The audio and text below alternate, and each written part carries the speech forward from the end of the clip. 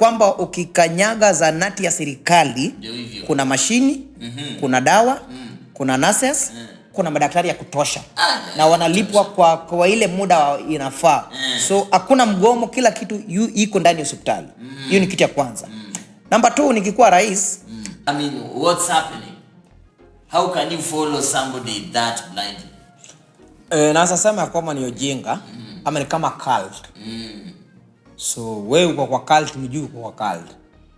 Unajua wakati uko kwa cult, uko kwa madhabahu fulani, umefungwa macho, wewe hujui kenye unafanya.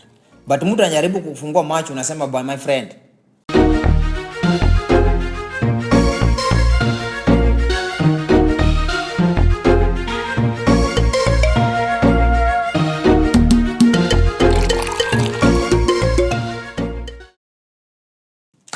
Alright, thank you for this wonderful experience. Thank you for gracing this show. Today we live from Kala Vision Studios located in Infield. Hey, oh yeah, man. We had gone for a little bit of a hiatus, but we are now back with a big show dubbed the OT Experience, man. So this is season 1, and the guest today is one of the greats at the Jacaranda grounds and beyond. He's a guy with many titles. He's a political analyst. He's a family man. He's a businessman. He's a content creator, yeah, man. And above all, mjukuu wa bunduki. Mjukuu? Yes, bro. Unaendeleaje? Niko salama. Mimi niko salama pia? Yeah. Why the name mjukuu wa bunduki? Mjukuu wa bunduki? Yes. Jina hilo ni jina la babu langu. Yeah. So babu langu anaitwa baba yangu anaitwa Naftali. Okay. Otwala. So babu yangu anaitwa Rasto Bunde. Rasto Bunde. Yeah. Hey, yeah, man. A big name. Yeah. So hiyo ni jina ambayo maybe mama ya babu yangu ndiye alijua sababu ambayo alipea babu yangu. Okay. So mimi nikisaliwa nikakoa. So marafiki zangu ndio walikuwa wanapenda kuniita wakati tuko joba na niita mjukuu wa bunduki. So wakati niliingia siasa nikaamua ya kwamba nitumie hiyo jina. Mjukuu wa bunduki. Yeah, so hiyo ni jina real name. Hiyo hata DCI siku fulani walimpeleka hadi headquarter. Wakanieleza kwa nini? Kwa nini unatumia jina? Nikamwambia bro, hiyo sio maswali. Chukua namba ya babangu mtumie pesa. Confirm jina then uniulize maswali. Okay. Yeah. So many a times wanasema kwamba the name you give a person it alters their character. So in any way was your grandfather a little bit chaotic kama kitu kama hiyo? Sijasikia watu wakilia juu yake. Okay. So maybe mamake alijua sababu gani alimpea hiyo jina. But sijasikia mtu yote ambaye alalamika babu yake ilikuwa hivi. Sijasikia. Yeah. That's awesome. And before we get into the real thing, I'm a person who believes your family background shapes who you are.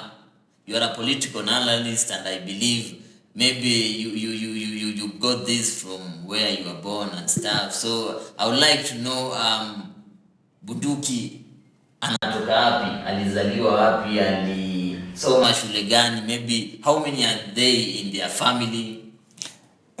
Kwanza mimi ni mtoto mmoja. Okay. Hiyo ni kitu ya kwanza. Wewe ni mtoto mmoja? Yeah, so babangu ako na wake wawili. Okay. So mimi ndio mkubwa na mamangu ndio mkubwa. So nyumba ndogo tuko na watoto 7 nyumba ndogo. But kwetu mimi kwa nyumba yetu mimi ndio mtoto mmoja na mimi ndio mkubwa. Okay. Yeah. So nimesaliwa maeneo ya Mgori, Suna East kwa Junet. Kwa Junet kwa ward Upasi sub location. What sub location? Upasi sub location. Okay. Hiyo ndio home. Maeneo wengi wamejua kama Ugwidi Masai. Okay. But niko hapo katikati. Okay. So kwetu sidhani kama kuna mtu alikuwa mwanasiasa. Na sidhani kama kuna mtu alipenda siasa. So maybe unajua unaweza kuwa na watoto wengi na kila mtu akuwe na talent yake. Ama mmoja wao apende ile kitu ambacho anapenda. So mtoto akipenda kitu huwezi kumkataa. Utapata kwamba kuna msanii, kuna mwanariadha. So vitu tofauti. So kila mtu na talent yake. Kweli. Yeah. So kwetu hakuna mwanasiasa. Na hakuna hata mtu amewahi chief nini hakuna. Okay. Yeah. So primary, secondary ulisomea wapi, and at what point did you feel mimi this politics thing had been there? Ama ulikuwa unabishana na watu pale shule ama kuliendaje? At what point did you think this is my thing? Shule sidhani, shule nilikuwa mwanariadha. Usiniambie. Kipchoge pale mwanariadha. Sana hii mambo ya kusunguka mara 12 ama mara 24. Okay. So hiyo nilikuwa napenda sana. Hiyo nilikuwa napenda tu natural. Nilikuwa lower classes. Nilikuwa wakati hapa wanaenda ile cross country, so nilikuwa naenda nao.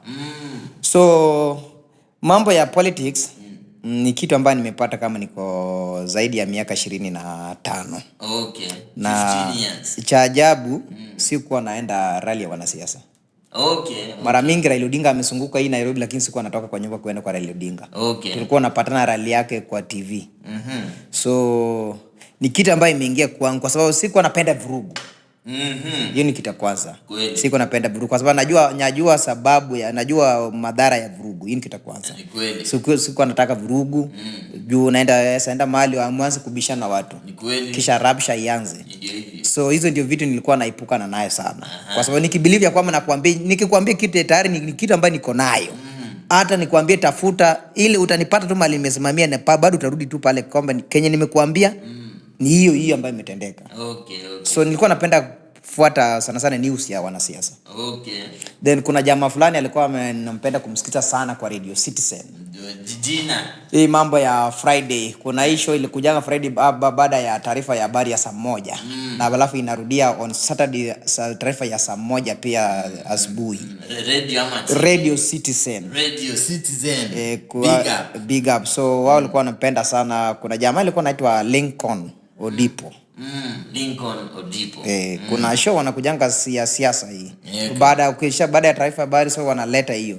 Na ingine pia ilikuwa inaitwa Ulimwengu. So hizo nilikuwa napenda sana. Okay. Ile matukio. So hizo ni vitu ambavyo nilikuwa napenda sana kusikiza Radio Citizen sana. Okay. Yeah. So politics ulianza ukiwa shuleni ama after? Police nimepata tu kama nishatoka shuleni. Ndio nikaanza sasa kufuatilia politics. Okay. Yeah. Okay. That's great. And one silly question. Categorize yourself. Sharp, average, ama bottom half. Niko kwenye mid hapo. Hapo. Unajua watu wa mid ni tunasemanga ni wale watu wa history na CRE. Hapo. Sasa nilikuwa napenda mambo ya science sana. Biology, chem. Ulifanya physics. So hapo niko hapo. Hapo uko sawa. Okay, yeah. So before as we dig in deeper, you're one of the people who broke out from Jacaranda grounds, people who highly criticize the government and of late have been criticizing the opposition. So one question to mjukuu wa bunduki. If you are the president, what different thing would you have done? If you are the governor, what different thing would you have done? If you are the opposition, what different thing would you have done from what Baba is doing? So, President. Leo nikijaliwa nikuwe rais wa Jamhuri wa Kenya. Number 1 nitafanya maslahi ya wananchi. Sio maslahi ya wanasiasa jinsi William Ruto anafanya. Kwa sababu nikisema maslahi ya wananchi, lazima nisikize wale ambao wananchi wanataka. Kwa sababu mwananchi akisema kwamba atake mambo ya nyumba ya bei nafuu, affordable housing, lazima niachana nayo kabisa completely. Kwa sababu hiyo sio kitu ambao wanafaidi. Ni kweli. Niwaambie mnatakaje? Tunataka afya bora. Na unapata afya bora na quality. si bora afya. Afya bora. Ya kwamba ukikanyaga zahanati ya serikali kuna mashini, kuna dawa, kuna nurses, kuna madaktari ya kutosha. Na wanalipwa kwa ile muda inafaa. So hakuna mgomo, kila kitu iko ndani ya hospitali. Hiyo ni kitu ya kwanza. Namba 2, nikikuwa rais, lazima nihakikishe kuna chakula katika kwenye kitongoji duni yote ambayo Kenya. Kuanzia Turkana, Lokichor hadi kule pwani ya Kenya. Lazima kila mtu nisikize simu nataka kushiba. Jambo la 3, lazima nilete kitu ambacho kinajulikana kama job opportunity. Okay. Young men and young women waajiriwe, kwa sababu lazima nitengeneze nafasi ya ajira. Kwa sababu tuko na shamba, kama ni kilimo tuko na shamba, tunaweza nunua matingatinga walime. Kama ni mambo ya biashara, tuko na mashamba ambayo tunaweza jenga makampani ndio ufanye nini? Wananchi wakuwe na mambo ya vitu ambavyo wanaweza fanya. Kwa sababu Kenya kuna vitu mingi inafanyika Kenya. Mambo sana mambo ya sugar industry. Hizo ni vitu ambavyo tunafaa kuweka manani ndio watu wakuwe na pesa. Okay. Ndio sisi tutoe sukari tuuzie nchi zingine badala tuigize sukari kutoka Brazil. Okay. So hizo ni vitu ni kuwa rais anaweza fanya vitu kama hizo. One thing I can say the president has done which maybe was not done in the past regime. We have seen the revival of Mumias. Hakuna kitu kama hiyo bro. Hizo ni propaganda ya pindi. Okay. Unajua wakati mtu amekwambia amekupea bonus, yes, inamaanisha hii kampuni imesiaga zaidi ya sukari mingi. Okay. Na kila mtu amelipwa. Kisha kila mtu amelipwa, hakuna mtu anadai. Namba 2, zile faida imebaki ndio bonus inagawiwa wakulima, sio rais analeta. Rais akileta hiyo ni pesa ambayo imetolewa from nowhere, inaletwa kwa ajili ya kura. Okay. So bonus inakuja kwamba tumesiaga na tumepata faida maradufu. Maradufu. Okay. Hakuna mtu anatudai. Yes. Sasa tumesema kwamba hii pesa ambayo tumebaki na kiwango mingi, yes, wacha tugawie wakulima wadogo, wapate bonus kidogo. But bonus ambayo inabebwa na president. Saa hii Mumias iwezi siaga hata 2000 ton in a day. Inasiaga 800. So 800 unaenda wapi? But I do my shopping kwa these big retail supermarkets. Nikiingia hadi wholesale nowadays, nikiangalia almost a quarter of the shelf ni Mumias. Mumias hiyo ni wanatumia jina. Wanasiasa ndio wanaleta sukari from Brazil. Also ni packaging. Wanafanya packaging. Nikuulize swali moja. Kuna kampuni ya Naivas mahali wanasiaga sukari Kenya? Ya Naivas? Hakuna. Si ukienda Naivas unapata? Hata wao kuna yao. So unaulizwa wao wanasiaga wapi na kampuni iko wapi? The same government inafanya, ndio maana ukienda Mumias wanatumia hiyo, wakileta hiyo karatasi then wanadanganya wananchi ambao wanafikiri watu wajinga, waseme Mumias inafanya. Mumias ifanyi. Zile ni karatasi inaletwa inakuwa branded, wanaweka sukari zao, wanadanga wanapiga nayo politics. But Mumias ifanyi. Okay, very wise. Yeah. If you are the governor of Nairobi County, 5 different things you would have done. Nikikuwa governor wa Nairobi leo, number 1 nitaajiri vijana. But kwa hilo point, Rigathi alisema ya kwamba kusema ukweli, hata uweke ajira ngapi, it won't be enough. Akasema ya kwamba mbona tusifunze watoto wetu kujiajiri? Na ndio kitu it's affecting the Luo community. We are waiting for employment which is not there. Why not create? Number 1, nikikuwa governor, nasungumuza kama governor. Okay. Governor Bunduki mwenyewe. Sasa nikikuwa governor wa Nairobi saa hii, kama Murang'a county inaweza ajiri vijana youth from Murang'a zaidi ya 5200. Inamaanisha Nairobi wako na capability wa kuajiri vijana 20,000. Ni kweli. Kwa sababu ile ushuru ambayo inarokotwa Nairobi ni more than 2 billion in a day. So inamaanisha hiyo pesa ni mingi sana. So hata nikiweka like 5 million in a day, hiyo pesa imetosha vijana. Na kuajiri vijana ni kuhakikisha jiji iko safi. Kuanzia CBD hadi kule mtaa. Hakuna takataka, mtaro iko sawa, na kuna mahali ambayo imeharibika. Kila kitu imewekwa in order. So nikiajiri vijana 20,000, kuna wenye wanafanya mchana, kuna wanaofanya usiku. ili jiji kuwe ipangwe, jiji kuwe, kwa sababu hii ni capital city na pesa iko 24 hours wako kazi. Inamaanisha kwamba hao vijana 20,000 wakipata mshahara, inamaanisha kwamba wakirudi naye mtaa, mama mboga atapata pesa. Kweli. Mtu wa duka atapata pesa. The same na mtu wa boda, the same na mtu wa matatu. So sidhani watu 20,000 watajiri watu almost 40 ama 80,000 kwa sababu ile pesa ambayo wanapata. Wakikuja naye mtaa, kila mtu anapata, ule mswanguo anapata yake. So kila mtu anapata yake kwa sababu nimeajiri vijana 20,000. So unaona hiyo ni idadi kubwa ambao watu watakuwa kazi. Basi wewe kuniambia wewe ni governor wa capital city unaajiri watu 3,500 then unapiga naye PR. Atumeajiri vijana Green Army for what? Yes. Na kwanza wanalalamika hawajalipwa. So hii ni biashara gani unafanya? Number 2, nikikuwa governor wa Nairobi ninafanya nihakikishe mambo ya dawa.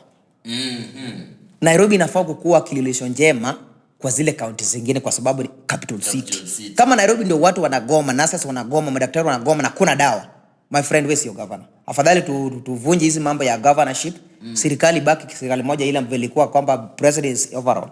Kuliko tukue na jina ya governor na MCS na minister na kuna kitu ambao wanapata. Wananchi wanalalamika, wao wanabewa pesa. So nikikuwa governor Nairobi zinahakikisha dawa iko, hakuna mgomo ya madaktari. Hiyo ndio kitu tunaweza hizo vitu mbili. Opposition, when you had that opposition seat, what different thing would you have done from Baba? Nitasikiza wananchi. Sio tumbo yangu wala matakwa yangu. Matakwa yangu. So wananchi wakisema serikali ni mbaya, nitauliza ni wapi mbaya? Waniambie A, B, C, D. Sawa. Tuanze na gani? Hii. So hiyo tutasukuma hadi serikali fanyia, sipofanya hii tunasukuma hadi wa T. But siwezi kuwa upinzani yenye nasukuma malalamishi ama matakwa ya wananchi, then nikifika pale naitwa usiku kwa meza, then nakula, then nasema kwamba tunatengeneza. But siku anaenda tunatengeneza. Siku inaenda tunatengeneza. Afadhali tubaki kama najua kwamba mimi nimeishi nikipigania kama Kizza Besigye. Unajua Kizza Besigye atakuwa na jina kubwa. Hata akifariki saa hii, Kizza Besigye atashinda Raila Odinga na jina. Hajawahi saliti Muganda. Ni kweli. Hajawahi saliti Muganda tangu kuingia upinzani. Tukienda kwenye Robert Changirai, mpinzani yenye alikuwa Zimbabwe. Ule amefariki, ako na jina. Hakuna siku jina yake itabaki kumbukumbu kule Zimbabwe kama najua kama mtetezi wa wananchi. But Raila Odinga jina imeharibika saa hii. Hakuna jinsi utasema wewe ni mpinzani, kesho unatembea serikali. My friend, wewe ni msaliti mkubwa sana. So sidhani kama anaweza kuwa msaliti kama Raila Odinga mimi. Siwezi. And swali lingine, mali Raila amefikia kwa career yake. Do you think he can revive his career? Iwezekana sasa hawezi rudisha wananchi wa kuamini. Sidhani. Raila ameharibu jina yake. Hii nataka nikuambie ukweli. So njia ni moja. Mwe atoke sasa mapema ama chafue zaidi na waende na Ruto nyumbani. Chaguo ni lake. But hakuna mtu anaweza amini Raila Odinga sasa hii. Hakuna. It's getting hotter in here. The OT experience. So you like me. Youth in politics. Juku, I can mention 5 politicians who are categorized as youth. Tuko na Babu Owino, tuko na PK Salasia mwenyewe, Sifuna, tuko na KK, tuko na Jaguar. Do you think youths are ready to lead this country? One thing, Jaguar was the MP, Starehe. Inaitwaje?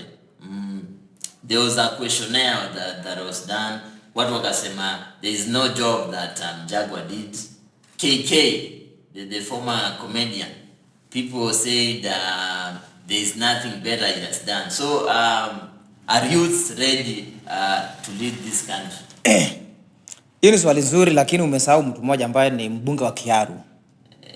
Mheshimiwa Ndindi Nyoro. Good man, he'll go to ukiuliza vijana wako tayari ya kwamba Babu Owino is overqualified kuwa rais wa Jamhuri wa Kenya. Na Babu Owino is overqualified kuwa governor wa Nairobi. Ndindi Nyoro is overqualified kukuwa rais wa Kenya. The same is overqualified kukuwa kama governor wa Murang'a. Umetaja hao watu, umetaja wote, ni mtu mmoja ndio mtu wa ODM. Watu wawili ndio watu wa ODM. Sifuna na Babu Owino. PK yako kwa Azimio. Azimio hiyo ni jina, hiyo ni gari, lakini tunaangalia chama. Okay. Chama mbali ambao mpigia kura.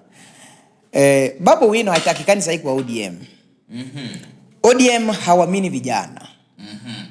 Na kuna siku vijana watainuliwa kwa ODM wachaguliwe. No way. Nataka nikuambie kuenda kwa mambo ya MCS, majority wa MCS wa ODM ni goons. Wale watu walikuwa wanapiga watu kwa rally ya Raila, wale watu wamekuwa bonsai ya Raila Odinga, wale watu walikuwa wanaharibu chaguzi wa Raila Odinga, wanatumika kuharibu Raila. So wanakuwa reward. But wakifika county assembly hawana chochote ama lolote la kusungumuza. Hawezi question governor kwa sababu hawana kitu kwa kili yao. Ijapokuwa kuna vurugu, vita ndio wanajua. So hao watu hawezi saidia, ndio maana ukiangalia idadi kubwa ya maeneo ya ODM ambayo magavana wako haiwezi endelea. Kwa sababu how comes utachagua goons na thugs? Ni nini ataletea mwananchi ule ambaye mchagua? Nothing. Kwa sababu anajua vurugu, ukimpinga atakupiga. Hiyo ndio kitu anajua. So huyo yule mtu ambaye hawezi saidia, ndio maana county ambayo Raila Odinga anaongoza ni ngumu sana kukuwa na maendeleo, ndugu yangu.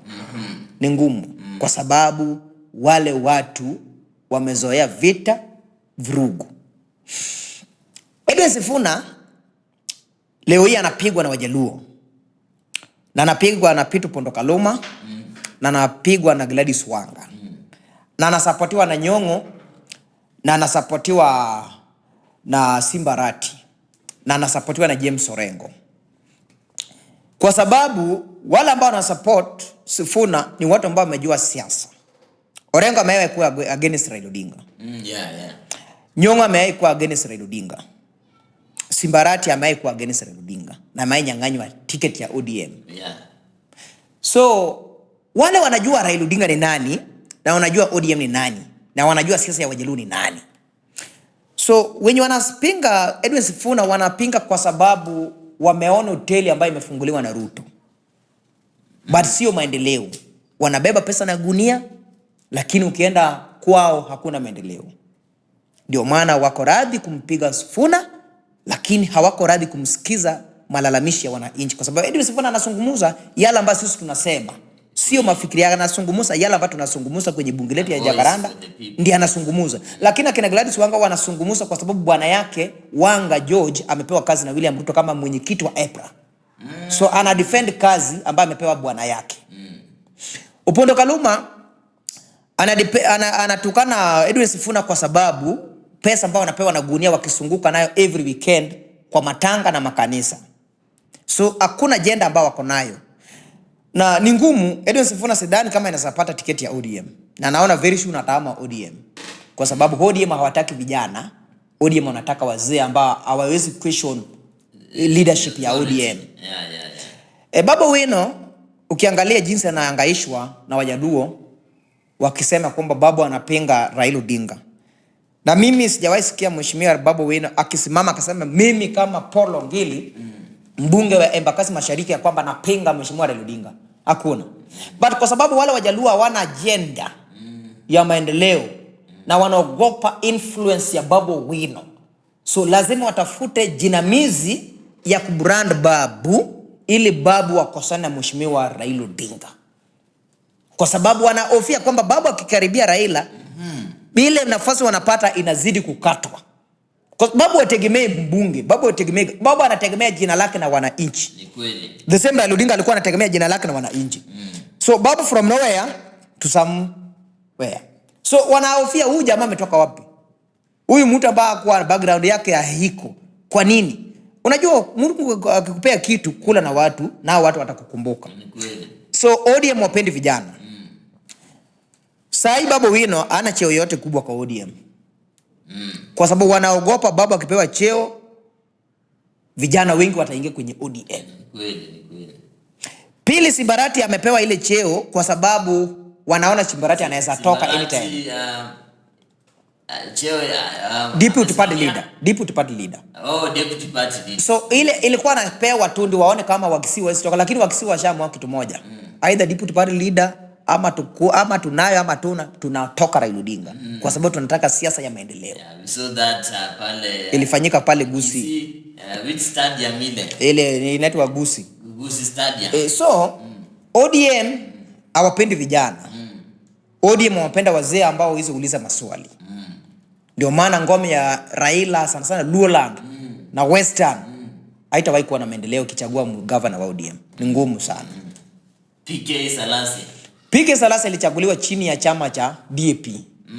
Ambalo ODM pia walikuwa na mgombeaji katika kwenye maeneo bunge hilo ya PK. PK akamshinda. Na PK hakuwa na chochote. Alikuwa mkono tupu. Na akashinda kwa sababu alikuwa mwalimu kabla kuwa mbunge. So alikuwa ni mtu ambaye amevolunteer kusaidia watu wao. So watu wakamreward ya kwamba unaweza kuwa kiongozi bora. Na akachaguliwa na hakika imeonekana. Hadi saa hii PK Salasya ameshinda wabunge wengi kwa ODM ambao amekaa miaka 10, miaka 15, miaka 20 PK amewashinda. Kwa sababu anasikiza wananchi. Si anasikiza tumbo na anasikiza kiongozi wa chama. PK anasikiza wananchi ambao anajua kwamba wao ndio walinichagua. So ODM huwezi inua vijana. So PK yakosa kwa sababu kwa chama kingine. Na atarudi, unajua watu hata sasa ukisikia watu wa ODM aswa jamii yangu anasema PK is a one time MP, governor was downstairs a one time MP. So unaangalia mtu unashindwa, kwani ni nyinyi ndio mtapiga kura kule? Kama ule mtu anafanya maendeleo ndio mrudisha kwenye uongozi, sio nyinyi, sio Raila Odinga. Raila Odinga sio hawezi ambia watu msipigie anatembea kura na anafanya kazi. Msipigie PK. Bwana, watu wamebadilika. Ndio maana sema ni kwamba vijana sasa hivi wamebadilika. Mambo ya Starehe constituency, Jagwa alibebwa na William Ruto. I think now ni CAS ama kuna cheo amepewa, nafikiri pale ilikuwa alitolewa, but kuna kitu sasa amepewa. Kuna kitu amepewa hapa hizi mambo ya commission hapa. So Jagwa aliletwa na William Ruto. William Ruto anataka wale vijana wenye hawezi kumuuliza maswali. Hiyo ndio different ya William Ruto na Raila Odinga. Raila Odinga pia anataka wazee yenye hawezi kuuliza chochote. William Ruto anataka vijana ambao ni zuzu pia hawezi kumuuliza chochote. So alipoletwa 2017 na William Ruto kumondoa Maina Kamanda, alikuwa anataka yule mtu ambaye anaweza control. Na watu wa Nairobi si wajinga. Wakaona huyu jamaa hawezi kuwasaidia. Akatemwa 2022. Na pia akaleta kijana pia mdogo pia akachukua. Amos Mwago. Mwago pia akatoka university akachukua. Kwa sababu wanataka leadership na uongozi bora. So people like Jagwa hawezi kuongoza hapa Kenya. People like huyu alikuwa amesimama Madari, huyu Rasta. Huyu analea sijui mtoto wa mama. But hizo ni nonsense. Huyu saidia vijana. So tuko na vijana ambao wako serious na tuko na vijana ambao wako na serious. Somebody like Babu wako serious. Somebody like PK wako serious. Watu ambao kumpea nafasi wataongoza. Somebody like Ndindi Nyoro. Ndindi Nyoro amefanya kitu nzuri. Ukienda Kiaru constituency kuna matope kwa hizo shule zote ya hiyo constituency. Kila kitu iko sawa, imepangwa. Na mtoto ya mama mboga anaenda na shule term moja na 1,000 kwa ya secondary. Ni mbunge gani ambaye anafanya kazi kama hiyo? Na ni kijana all 39 years ambaye ameshinda wazee wengi. So vijana wako tayari, lakini wengi vijana wanaletwa na wanasiasa, wanaleta zuzu ndio wasiulize hao viongozi maswali. Hapo ndio kuna problem. So vijana wako tayari. Vijana hata sasa hivi tukiamua tunaweza badilisha tukue uongozi wa vijana. Tunaweza chukua kwa sababu tunajua huyu anaweza kuwa president, huyu anaweza kuwa governor, huyu ako sawa kwa mbunge. Tunajua. Tunaweza panga na kila kitu ingie sawa na tuambia sasa wazee nyinyi wote mkanyage nyumbani na wataenda nyumbani. One person tumesahau. Maybe briefly, can you comment on the leadership of Jalango, who is also a leader? So, Mheshimiwa AVJ Papa. AVJ ni kijana ambayo ameonyesha kwamba vijana wanaweza. Na hata sasa ukisikia Wajaluo wengi wanasema kwamba wewe alikuwa msaliti. Basi si msaliti. Jalasa akichaguliwa, Jalasa aliamini kitu moja. Ni wananchi ndio wanipigia kura, nimetumia chama cha Raila Odinga. But the end of the day wataniuliza ulifanya nini? Ndio hivyo. Hawatakuuliza Raila Odinga, ulikuwa loyal kwa Raila Odinga. Watakuuliza tumepata Tumepata nini? Kwa sababu tumekuwa na wabunge wengi, tumekuwa na Olum 2013 ODM. 2017 tumekuwa na Korir ambayo ni Jubilee. 2022 tukakuwa na Jalas. So ukiangalia uongozi wa Olum na uongozi wa Korir ni tofauti. Ni kama usiku na mchana. Jalas amekuja within 2 years, Lang'ata imebadilika. Zile shule zote ilikuwa mbovu imebadilishwa. Zile vyoo mbaya ilikuwa zikabadilishwa. Zile TTC ambayo ilikuwa technical ikaletwa. Zile playgroup ambayo inafaa kuletwa zikaletwa. Playground. So unapata kwamba hii mtu amejaribu akatransform Lang'ata kulingana jinsi inatakikana.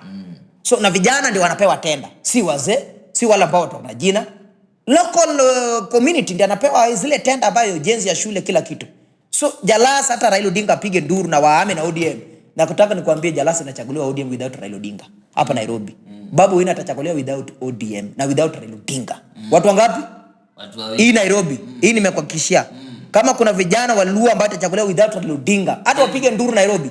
VJ Odinga. Hata Raila apige camp mara 100. My friend, tunamrudisha Raila nyumbani na tunachagua Jalas. Tunamrudisha Raila nyumbani tunachagua Babu Owino. Hii Nairobi. Hao ndio vijana ambao wametushikilia si kama Wajaluo hapa Nairobi. Jalas na Babu Owino. Hao ndio viongozi wetu Nairobi kwa sababu. Yes. Yeah. Very awesome. We want to talk about the Kisii Kingpin, the Western Kingpin, the Eastern Kingpin, Central. Who do you think is the Kingpin in Kisii? Western, Eastern, and Central? Kisii ni mambo imechukua njia yake. Mimi nilikuwa napenda Simbarati zaidi na ODM wakaribia Simbarati. Na nitasupea sababu baada ya Simbarati kujua ground haitaki Raila Odinga, baada akajilazimishia kwa Raila Odinga. Sometimes unaenda na jinsi wananchi wanasema. Unaambia boss wangu tumesaidika na wewe, lakini the reality ground inasema wewe utakikani. So siwezi control, nimejaribu control ground imekataliwa. So utanisame ili nichaguliwe bro, tubadilishe. Wacha tu nifanye nao kwa sababu wamekataa jambo lako. Na wamekataa kwa sababu hii. Unajua Kisii ndio umefanya maandamano ambayo hajaifanywa Kenya hii. Maandamano ya mwisho. Kisii town pale Nyamira. Na wakuharibu biashara wala supermarket ya mtu wowote. Lakini walisema kwamba hakuna chochote inafanyika Kisii. Na kwa sababu walikuwa wanafanya kwa sababu courtesy of Raila Odinga. Hawako unajua Raila Odinga tunamfanyia maandamano aenda ungana Ruto. So Matiang'i amechukua. Sitaki danganya mtu. Ni kweli. Imeenda na lazima accept. Na imeenda kwa sababu Richard Onyonga alisoma ground mapema. Who's Rachel Onyonga? Richard Onyonga, senator wa Kisii. Senator wa Kisii. So senator wa Kisii alisoma ground, akajua Raila Odinga kwa yeye si kijana, yeye ni mtu ambaye amekoma kwa hii siasa, yeye ni mzee. Akaona tabia Raila Odinga, tabia ya ODM, akasema hai, sisi kama wa Kisii hatuendi njia. Wakaanza kusikia jinsi akisema Matiang'i. Akaingia akasema sisi kiongozi wetu nani? Matiang'i. Na waka accept. So Simbarati alimezwa na Simbarati ilikuwa nafaa kuchukua hiyo uongozi. So imeenda. So hadi Simbarati itamlazimisha asikize wa Kisii kwa sababu ya Matiang'i. So the kingpin ya saa ambayo ya Gusii ni Matiang'i. Na kwa sababu Matiang'i anatoka katika kwenye familia ya Nyachai the late. Okay. Na Nyachai the late alikuwa kingpin ya Wakisii. Na yeye ndiye alikuwa ametengeneza Mukisii hadi Mukisii sasa kuna mali Kenya na Mukisii anasikika kwa sababu Nyachai. So wanaangalia tu kama Simeon Nyachai ni babu yake ama ni anko yake na alifanya hivi. So huyu jamaa pia amequalify kama babu yake. Umepata? So hapo ndipo Matiang'i anakuja kuchukua nambari 1. So Simbarati angesikiza Wakisii angeteka over kingpin ya Wakisii. Lakini alisikiza chama kuliko Wakisii. Kwa sababu Matiang'i amecho. So kingpin ya saa ya Wakisii ni Matiang'i. Hii hakuna biashara ambayo watu wanaweza zungumza. Ile imeenda. Western natembea ndio huyo, kuna Wetangula, Mudavadi. Western Simba ni moja. Ni gavana George Natembea, gavana wa Trans Nzoia. na si kwa sababu amekuja akapiga petty politics ama siasa ya tumbo ama siasa ya migawanyiko. Natembea napiga siasa ambayo inabadilisha Muluhya, siasa ambalo Simon ama Simeon Nyachae alifanyia Wakisii, ndipo Wakisii wakakuwa tajiri. Ndivyo ilivyo gavana wa Trans Nzoia Mheshimiwa George Natembeya Simba ya Waluhya anafanya. Number one, kama gavana anaweza peana mambo ya mbegu, si anatumana yeye mwenyewe ndo anapeana na mikono yake, inamaanisha huyu jamaa ako na hutu kuondoa njaa katika kwenye kaunti yake ya Trans Nzoia. Na Trans Nzoia sio mahali ambapo nasema kwamba ni kabila fulani. Trans Nzoia ni kama Nairobi, mixture, ni kama Kitale, ni Kitale. Ni watu ambao kila kabila ambao wanaishi hapa Kenya wako kule Trans Nzoia. So kama wale wa kabila ambao wanaishi kule Trans Nzoia hawalalamike kwamba huyu gavana wanatubagua, ndugu yangu ule jamani kingpin. Hata Mudavadi aruke juu, apewe cheo gani, apewe pesa ngapi, apewe jina gani, hakuna siku Mudavadi atashinda Natembeya kama mambo ya kingpin. Number 2, Wetangula hata aruke juu, akuwe speaker mara ngapi, hakuna siku ataondoa Natembeya katika kwenye kingpin. Kwa sababu Natembeya amekuja juzi 2 years. Na kwa nini Waluhya wanamuimba? Wanamuimba kwa sababu anaambia Muluhya kwamba mko na umaskini kwa sababu Mudavadi, kwa sababu Francis Atwoli, kwa sababu Wetangula. Wakifika kwenye meza ambao mahali watu wanadiscuss jamii na wanadiscuss mambo ya maendeleo, wanadiscuss tumbo zao, hawadiscuss mambo ya Muluhya. So Natembeya anasema ya kwamba mimi mkinipea nafasi nikuwe msemaji wenu, nitakuwa nasungumuza mambo yenu jinsi kijana wa Malo alikuwa anasungumuza 202 na Kibaki. Na akasema the first time Kenya imekuwa na uongozi bora ilikuwa na uongozi ya Muluhya, na uongozi ya Mkikuyu. Na hata mimi nakubaliana naye, na mimi si Muluhya na mimi si Mkikuyu. Ya kwamba the first time tumekuwa na free education. Full, si nusu, full. The first time tumekuwa ya kwamba ukienda hospitali wewe unatibiwa alafu unaenda kwako na kila kitu iko sawa, kwa sababu courtesy of Muluhya na Mkikuyu. So wakati Natembeya anazungumza kwamba mimi jamii yangu Muluhya, jamii ya Mrembe, tunataka kuondoka kwa maskini kwa sababu tumetumika ya kutosha. Hakuna jinsi Raila atatoka Nyanza akuja apate wabunge 26. Hakuna jinsi Raila atatoka Nyanza akuja apate magavana 3. So wao Waluhya wamejiungana wapi? Hakuna, hiyo ni uongo. Unafaa mshikane kama jamii, mnegotiate. Kisii kuwa tajiri sahihi, tajiri konayo walikuwa kitu kimoja na walikuwa against Raila Odinga. Ila nataka nikwambie ukweli, walikuwa against Raila. Ndio maana mali walikuwa napata na walikuwa nafuata mtu mmoja ambaye ni Simeon Nyachae. Kikuyu kuwa tajiri wakakuja wakajiungana nyuma ya Kibaki na nyuma ya Uhuru Kenyatta. Baada ya uongozi kutoka kwenye Kenyatta ikaenda kwa Moi. Wakalan lesson ya kwamba tukizidi kugawanyika haya ndio madhara tupata. So Muluhya anafaa, imefika wakati Muluhya akuje pamoja na nyuma ya Mheshimiwa Natembeya, jinsi Natembeya anafanya, wafanye kazi pamoja. Wakubali kupangwa na Natembeya na wakubali kuacha Raila Odinga kama wanataka maendeleo, na kubali kuacha Wetangula, Atwoli na Mudavadi kama wanataka maendeleo. Wa accept au watu waine wakataliwe sana Western. Na sasa Natembeya anabeba 75%. Almost 25% ndio wakiao Raila na Mudavadi na Wetangula na Atwoli wamebaki nayo. So hii 75% ni namba kubwa. Na nataka nikwambie, wengi wanaosema kwamba Natembeya atachaguliwa gavana. Natembeya wacha ugavana. Ule ni president material. Ukipeleka Central, kuna kura Mkikuyu amekanyaga chini. Ukipeleka Raila Odinga sasa Central, hana hata kura 100. Ukichukua Ruto kama president upeleke Central, hana hata kura 1. So who's the best? Si Natembeya. Kama mtu amekuwa kuna milioni 5 ya Mkikuyu kura na Ruto hana hata 1, Raila hana 1. So ni wapi unaenda na yeye? Safadhali huyu mtu ambaye amekuwa qualify kuwa president ya Kenya. Mkikuyu anachagua mtu kwa sababu ni nini yuko nayo. Ndiposa pia unasikia Natembeya kisungumuza, anazungumza tatizo la Muluhya. So Natembeya is the best man from Western region. Central na alafu Eastern. Central ni ngumu. Na Central ina controliwa na mtu mmoja na wengi watakubali. Central ina controliwa na babangu Uhuru Kenyatta. Okay. Hii hakuna mambo ya Rigiji nimekupea hii mwaka. Tukifika mwezi wa 10, my friend, utasikia aliyekuwa naibu. Uwezi fanya siasa ya upusi ya kuibia mtu. Je, kama naweza kukuibia wewe tajiri mwenzangu, ule maskini nitafanyia nini? Sitamkanyaga. Nani aliibia mtu? Rigathi Gachagua. Aliibia nani? Aliibia Mama Ngina. Mbuzi. Yeah. So ule ni mtu hafai. Unajua mimi mwenyewe nilimtetea wakati alikuwa anatolewa kwa sababu yeye ndiye alisaidia serikali. But nilikuwa naamini kwamba amelearn lesson. Ya kwamba akiondolewa atabadilisha siasa zake. Na kumbe ndio jinga imezidi zaidi. Ndugu yangu, wewe usimame useme sasa Gachagua ananipanga. Kama mimi Gachagua hawezi kunipanga, ananipangia nini? Kwa sababu huyu ni mtu kumpea uongozi, ataangalia kama Gachagua. Si wacha watu Kikuyu, ataangalia kama Gachagua, si kama wa Kikuyu. Kama Gachagua hana rekodi yoyote ya kusaidia Mkikuyu Kenya.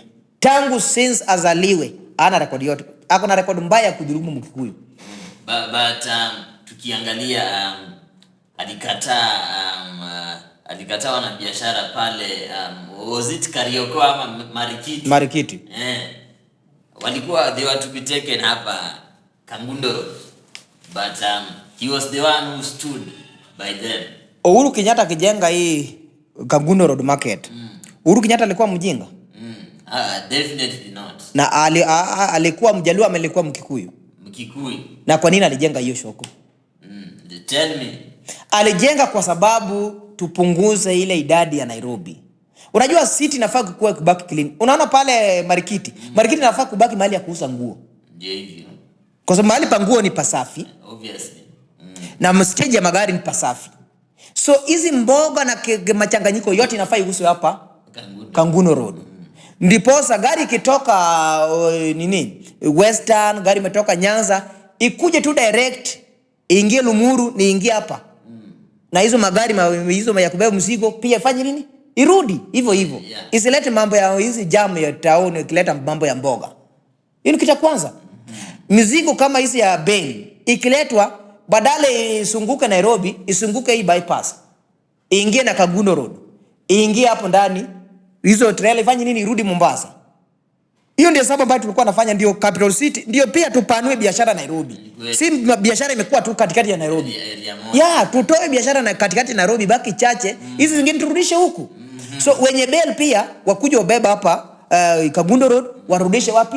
Kule Marikiti, waende wauze nguo. Kwa sababu nguo mahali pa nguo ni pasafi. Kweli. Mnipata?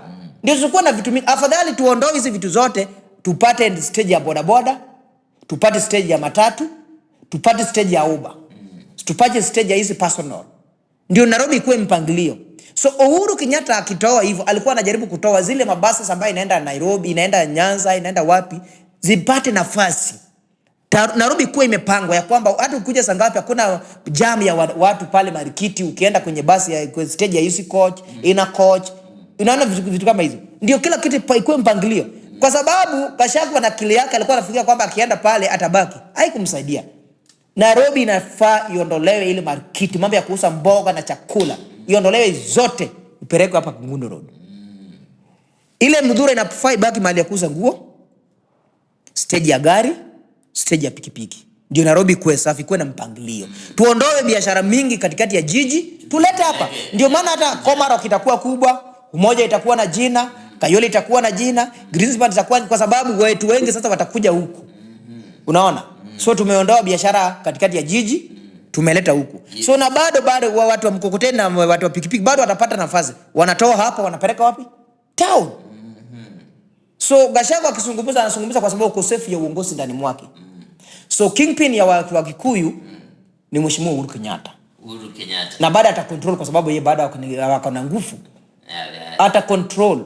Gachagua aliletwa na Ruto kwa sababu sasa alikuwa anafanya siasa ya divide and rule ambaye Moi alikuwa anafanyia Wakikuyu. Na Wakikuyu wamegundua mapema. Hata Gachagua amekuja kugundua late, na amegundua late kama nishaharibu jina yake na Uhuru Kenyatta family. So Kenya na malisa Gachagua sasa ni Kenyatta family. Wengi wanaona kwamba huyu anasaidia tajiri. Je, sisi? Ukiuliza Gachagua, tangu kuwe DO, kuwe mbunge, kuwe nini? Ni nini umesaidia Mkikuyu? Hakuna. Always Gachagua is against Mkikuyu. Saidi anajifanya ana pretend kwa sababu ameondolewa kwenye madaraka. Ruto ni mbaya. Gachagua sema sasa Raila ni mzuri. Ndio hivyo. Akasema Uhuru ni mzuri. Ni nini imebadilika? Hakuna. Kwa sababu amejua Uhuru amemshinda. Na Uhuru amesoma kitu ambacho anaitwa political science. So Uhuru anajua saa ya kuplace card na saa ya kutoa kadi yake. So wakati imefika ya Gachagua ajua kwamba kubali ya kwamba Uhuru Kenyatta is the kingpin of mountain. Na kuna siku Uhuru Kenyatta atawahi kosa kuwa Uhuru kitoka ataanda kwa mtu mwingine. Yeah. Eastern Kalonzo bado anatosha mboga. Yuko sidhani kama kuna mwingine. Mdama alikuwa the best man. But ni kama Mdama pia amechoka na siasa. Kwa sababu naona kama Mdama hataki sisi usaliti. But Kalonzo bado ana control, bado asaidii Wakamba. Hiyo ni kweli mambo. Wakamba walisaidika wakati wa serikali ya nusu mkate, wakati wa Ngilu alikuwa minister, akina Alfred Mutua alikuwa msemaji wa serikali, Mtula Kulonzo. So nafikiria kwamba Mtula angekuepo Ukamba ingekuwa sawa. But somebody like Kalonzo hawezi saidia Mkamba. Though ana enjoy kingpin but asaidii Mkamba. Hiyo ndio kweli mambo. Hawezi negotiate kwa niaba ya Mkamba ya kwamba tuna demand kama Wakamba lazima ifanyike. Hebu angalia Konza City. How many years Konza City imechukua? More than 20 years. Ilianza wakati wa Kibaki. Na unaona bado inaendelea tu hivyo. Na kuna mtu anashughulikia. Na kuna siku Kalonzo amezungumuza mambo ya Konza. Na Konza City ikijengwa ndio city kubwa Kenya. Na kwa nini takiani? Yeye ana business yote ya kuzungumzia ndio mulo. Ile ni kitu kijengwa kule maneo Kambani. My friend, Wakamba watakuwa tajiri. But Kalonzo hana haja ya kuzungumzia maendeleo ya wale ya Wakamba. Yeye anaangalia tumbo yake. So kama Konza hawezi kuzungumza mambo ya Konza, ndio imalizwe ndio Wakamba wakuwe na mali yao. So ni nini unasaidia na Mkamba? Kweli. Sasa ni faida gani? Kuna hata dambi inafai jengo huko Konza. Isimekuwa mali wa leo. So unajiulizwa so, kama wewe ni kingpin ya tumbo ni amni. Unajua kingpin ya Mkikuyu na kingpin ya Mkisii tofauti. Wao wana demand more resources. Kama kuna hiyo ndoa inavunjika. But Kalonzo na Raila wana demand more resources ya tumbo zao na familia yao. Sio ya wananchi. Hiyo ndio the difference kingpin yao. Yeah. As things stand, Raila na Ruto, they signed a power deal. Mwaka wa 2027 umefika. Which partnership do you think can beat these two? Matiang'i, Simba Arati, Kalonzo, Western, which partnership unadhani inaweza angusha hii Ruto Raila? Ruto anaenda nyumbani. Raila anaenda nyumbani. Na kuna kitu moja anapendia Edwin Sifuna. Na hiyo ndio itafanya Edwin Sifuna wananchi wamrudishie mkono. Edwin Sifuna alisimama akasema kwamba Raila Odinga hata ukisupport William Ruto mnaenda nyumbani. Na chama yetu ya ODM bado tunapoteza umaarufu. Na wakadhani ni joke. Orengo pia akarudia. Tukifanya blanda ya kusupport William Ruto na kuambia chama chetu wa ODM inakufa. Wakaziba masikio. Uliona Kenya lilifanyika Gusii Stadium. Ni stara tosha kwamba Raila Odinga hana watu. Amepoteza. Ni stara tosha Raila Odinga anaenda nyumbani. Kama na Raila Odinga anaweza manage to lose 960 registered vote 1000. Inamaanisha wewe unaenda nyumbani. Minus 6.8 vote. Utoe 960. Hiyo ni imebaki 5 million and something. So tena enda kwa Ruto, toa 160 kura ya Wakuria. Kwa ile 7.2. Imebaki 6 million and something. So enda Western, toa milioni 2 peke yake ambayo anatembea nayo. Kwa ile kura ya Odinga alipata 6.8. Tukitoa na ile ilikuwa imebaki 5. Tukitoa na ile imebaki hiyo tunarudi mpaka 3. Ukishaondoa minus ya Kalonzo pia alileta. Of which walileta mingi round hii. Wa minus kwa ile kura ya Odinga. Hiyo hata governor part. Minus 1 million ambayo Uhuru Kenyatta alimpea 2022.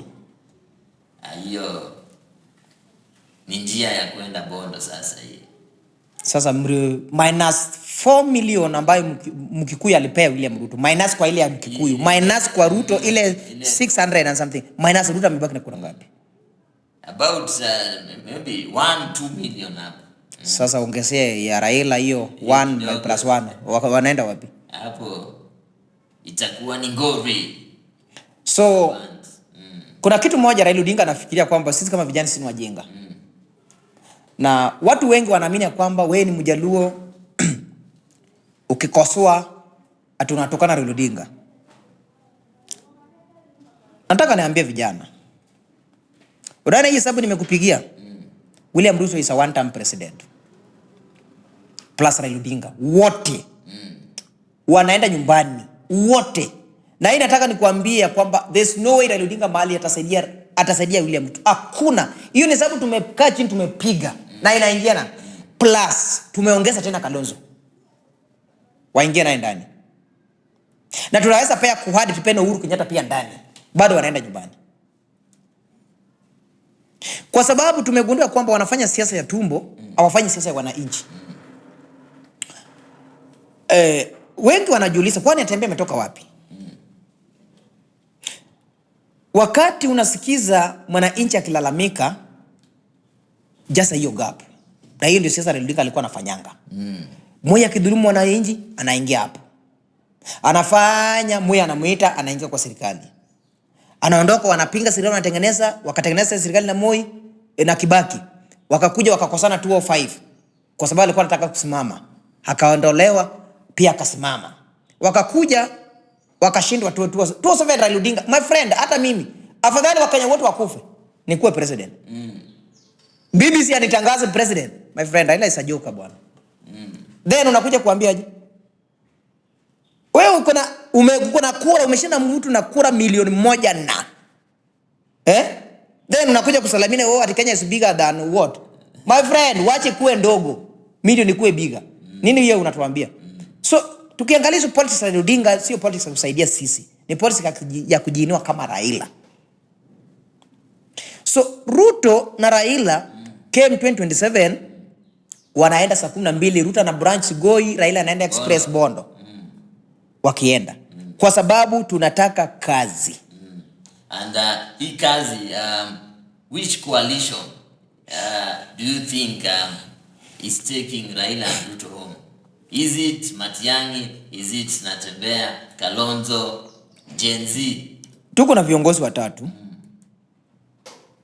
ambalo wanastahili kuwa president ya Kenya. Wawili ni wa Kisii, mmoja ni Mluya. Former CJ David Kanani Maraga ni mtu ambaye amequalify kuwa rais wa Kenya kwa sababu tuliona wakati alikuwa rais ya mahakama ya upeo. Alikataa mambo ya executive ambayo alikuwa anataka kudhulumu ama kuingilia mambo ya mahakama. Na akakataa na akamwambia hata msipotupea pesa, kaina hiyo pesa yenu lakini nimesimama hapa. Mtasunguka mnipate tu hapa. Na Uhuru alitii. Sio Uhuru alitii. The first time ambayo election imekuwa nullified. Hadi Uhuru Kenyatta kuwa na mini, Ruto kuwa na mini akasema basi. When the judiciary. Akasema my friend. Mimi ndio mwenye hapa na ninajua sheria na hii ikifuatwa na hapa ndio niko. Murudi uchaguzi, isipofanyika pia mkuje kwangu, niko tu hapa mtanipata tu hapa. Mimi si mtu akiuzia uoga. So huyu mtu amekuwa president tayari. President material. Kwa sababu atafanya maslahi ya wengine, atakuwa anafanya maslahi ya Kenya. Second man ni Matiang'i. Na Matiang'i tumeona wakati alikuwa minister wa education, communication na interior. Vitu tatu ambaye amefanya zaidi ya miaka 7 katika kwenye uongozi wa Uhuru Kenyatta. Matiang'i alikuwa communication akatutoa kwa analog tukaenda digital. Matiang'i akakuja education akamalizanya kwamba mambo ya basi lazima ikuwe na kala moja na kila mtu lazima icheze kwa line, mambo ya uizi ya mtihani lazima ikomeshwe mara moja na akakomeshwa. Na akaleta namba ambayo lazima mtoto akuwe registered under hiyo namba ndio kupate zile migao ya serikali, kwa sababu kuna watu walikuwa cartel kwa mambo ya education ambao wanaongeza idadi ya watoto. So NEMIS number lazima kila mtoto akuwe na NEMIS number kwa sababu hiyo ndio namba ya mtoto. Na mtoto na serikali ndiye anakupea, sio mtu mwingine, serikali ndiye anakupea. So nikituma milioni 1 Kayole Primary School. Ninajua Kayole Primary School wako na watoto wanafunzi 50. Amejua watoto 50, hii ndio pesa yao, milioni 1. Na shule zote zimekuwa, kuna watu walikuwa na operate shule ambayo iko, but ilikuwa anapata pesa ya serikali. Ghost school. Ikifuatiliwa napatikana ni kichaka, hakuna shule. But kila kitu iko. Wako na walimu ambao ni ghost, lakini yani unashindwa hii ni Kenya gani? Akamalizana nayo. Matiang'i kwa security. The first time Northeastern imekuwa na usalama na terrorist kaisha. Kwa sababu alisema kwamba wewe chief unataka nini? Sawa, bunduki ndio hiyo. Mjikumu unataka nini? Bunduki hiyo. Kabla Al-Shabaab kuja Kenya nipate kwamba umeua Al-Shabaab au amekuua. Lakini tumepata kwamba watu wameuliwa na wewe hujauliwa, wewe ndio utakukamata. Terrorist ilisha Northeastern. The first time Mandera ilikuwa na usalama kwa sababu kati sio Matiang'i. Matiang'i alikuwa anafuata watu hadi msikiti. Hata kuambia unatoka babako nani, unatoka na unaishi wapi na unafanya nini hapa. Lazima ujulikane kamili na unipeleke kwenu nijue baba yako ni nani. Si ati umetoka Somalia unakuja kujificha kwa mambo ya mosque then mnafanya mambo ya terrorism. Usalama ikakuwa sawa. Tumeona nini? Mambo ya Kerio Valley. Vitu ikawekwa sawa. Na ilikuwa nawekwa sawa, Matiang'i anatembea. So vitu ikawekwa wazi. So amequalify na amejua system. The first time uniform ya maskari imeshonwa hapa Kenya. Wakati mwanasiasa fulani mkubwa alikuwa anapeana tenda kwa China ila aibie Mkenya. Matiang'i akasema no, tuko na NYS ambao ni vijana wa Kenya. Wacha watushonie. Si ilishono? Si wanavadi wa leo. The blue uniform. Yes, pesa ikasunguka tu hapa Kenya. Kwa sababu mtu alikuwa anataka kutuibia kandarasi China na hii pesa maybe ni bilioni 2, kumbe uniform inachukua almost 500 million. So anakula almost 1.5 billion. Matiang'i kakata kusema no my friend. Mimi ndio waziri wa hapa, lazima nipange hii, wewe kama ni mtu fulani fanya siasa yako hii na nyorosha Kenya. Ikafanyika. Tukuje kwa Natembeya. Natembeya amekuwa PC, DO na regional commander. Natembeya alikuwa regional commander North Rift. Natembeya alitoa onyo kwa masaa 47. Akasema kwamba ikifika nataka kuona Mau kama imebaki ni Mau. Na Mau ilikuwa imegrabiwa na wanasiasa ambayo leo hii wako kuongozi. Leo hii ndio wanaongoza uongozi wa Kenya. Wao ndio walikuwa walileta watu wao waka replace pale Mau. Kwa sababu Mau ilikuwa shamba yao ni shamba ya Masai na Masai wako wanajenga, ilikuwa imebaki kama msitu ya kufadhi ile maji ambayo iko maeneo ya Narok. Hao wanasiasa kutoka maeneo fulani wakaleta watu wao wakaingia ndani na walikuwa wanauzia tena watu wao. Nazambia akasema ninawajua na majina zenu nyinyi wanasiasa. Nimewapea masha 47. Nikikuja hapa nisipate mtu. Ilikuwa na hadi public school si alivunja. Si Uhuru alikuwa, kwa nini Uhuru hawakupiga kelele?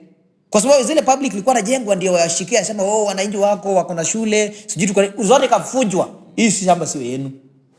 Hii shamba ni ya serikali, ni ya msitu. Ikafanyika. Na kuna mtu alipigwa. Twende North Rift mambo ya bandit. Natembeya alinyorosha na akasema kwamba kamention mwanasiasa fulani anahifadhi hii mambo ya vita ziliisha.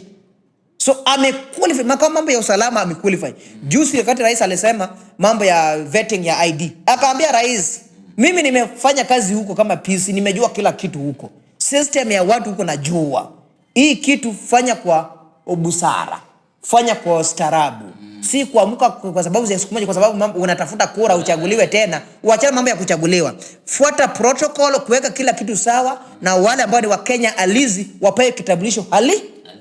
Sio mtu ambaye kwa sababu unataka kuchaguliwa rais. My friend, hata wewe mwenyewe ukichaguliwa 2027 na hiyo hao watu watakukuja kukumaliza kwa sababu wengi wao wataingia kwa jeshi na kesho watakuwa wana sabotage. Yeah.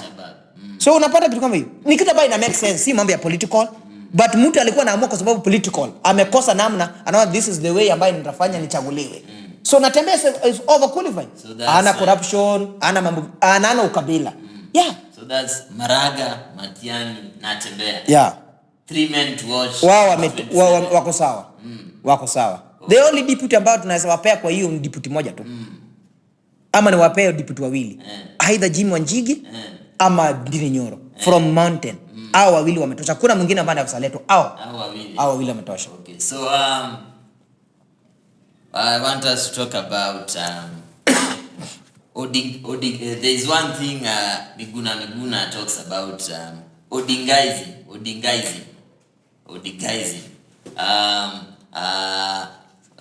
hii ni kitu tumeona pale sana Jacaranda. People are quotes and quotes following Baba blindly.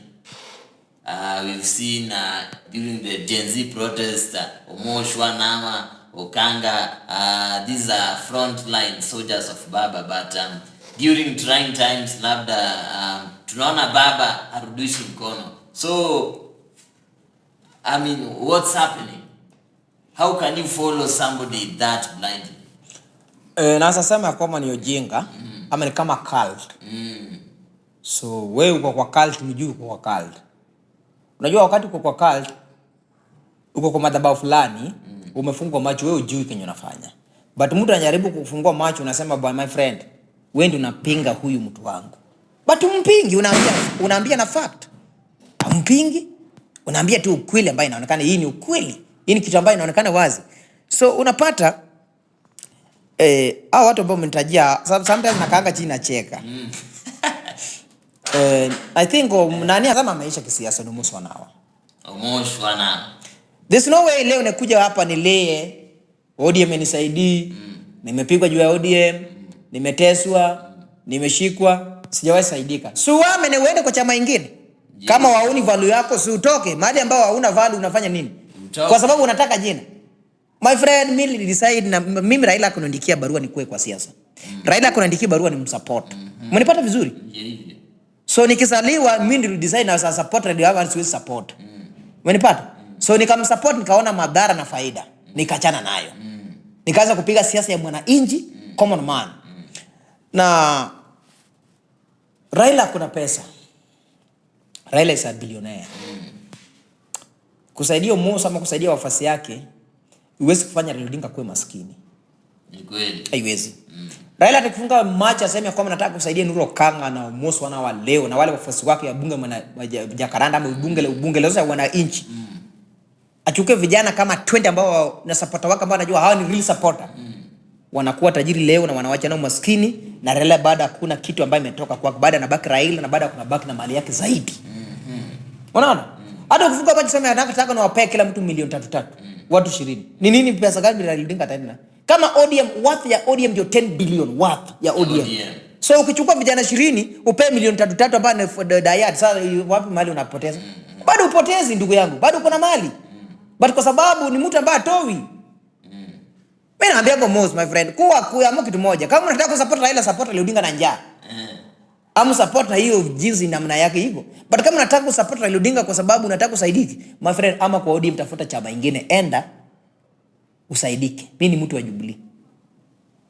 Enda na juzi nilimwambia bro, kuna siku mimi nikikuja nikasema Uhuru Kenyatta nisaidie. Nikasema Jubilee nisaidie. Kwa sababu sikuenda pale nisaidike. Wao wakiona kwamba kuna siku wanafaa tusaidie Mjukuu kwa sababu ni dyad ya chama yetu, watanisaidia. But siwezi kosa nikikosa zimekosa rand ODM wanioni. Nimekosa nini? Mtoto amekuwa ODM, nimekuwa mgonjwa ODM. My friend, nilimwambia kwamba ndugu yangu, kama ni siasa ya siku fana ambao unafanya hii, hakuna mahali unaenda na ODM. So ODM hataki vijana. Na ODM viongozi wa Luo Nyanza ndio wataki vijana wainuke. Hiyo ndio real thing. Na viongozi wa Western region. Kabila ngapi? 2. Mluya na Mjaluo ndani ya ODM. Hawataki vijana wao wainuke, wanataka wakanyagie, wazidi kwa ombe 1000, 2050. So wakati una support ODM kwa reason yako, kama ukubali kudhulumika, ukubali kuwa maskini, ukubali kuwa mtumwa. Vitu ngapi? 3. Na wakati ODM anafanya maandamano, akina Omoshwa walali simi napigwa. Pangeni ground. Sasa hiyo wanajulikana 10,000, 15,000, hii 20,000 iko. Baada ya maandamano kisha watu wanakula keki. Biashara imeisha. Unangoja tena wakati wa vurugu. So kama mtu anakutumia kama vurugu, so waambie my friend, mimi siku kwa vurugu. Na hiyo ndio vurugu tulitoka. Mimi siwezi kuwa gunsi ya mwanasiasa hadi anangoja wakati wa vurugu yake ndio anipigie simu. Huyu ni mtu ambaye kunisaidia. So niliuliza na bado nauliza. Gaucho ambaye ni ghetto president na Oscar Sudi ni different ni nini? Pesa tu labda. Kwa nini Raila simnominate? Gaucho. Yeah. Kama wananchi wamekataa kumchagua, simnominate. Kweli. Simnominate. Na huwa mtu amepigwa, kuna kesi mingi juu ya Raila Odinga, juu ya ODM. Simnominate. Rudisha tu mkono. Wachana hizi pesa nimempea. Nominate. Ndio tudhika kwamba wewe pia unaweza saidia mtu ambaye hana elimu. Yeah. Nominate. Sio ati kizungu mingi ikifika wakati ya nominate Gaucho hana certificate. Gaucho kwani Oscar Sudi ako na certificate gani? Si ni mbunge sasa term ngapi? Term ya 3. Term ya 3. Kwani Ruto alikuwa mjinga akileta Oscar Sudi? Leta Gaucho, hiyo jinga yake ndiye azungumze pale kwa bunge. So kama Raila hawezi nominate Gaucho, wewe ni nani bado unafuata ni Odinga? Na Gaucho ndiye amepigania Raila. Kama kuna mtu anajua na anaongea na Raila direct na anaweza enda kwa Raila. Gaucho. Naongea na Mama Ida. Sasa kama hajanominatiwa, who are you ambao unataka kulilia ODM? Toka ODM enda futa mbali unaweza kuminatiwa bwana.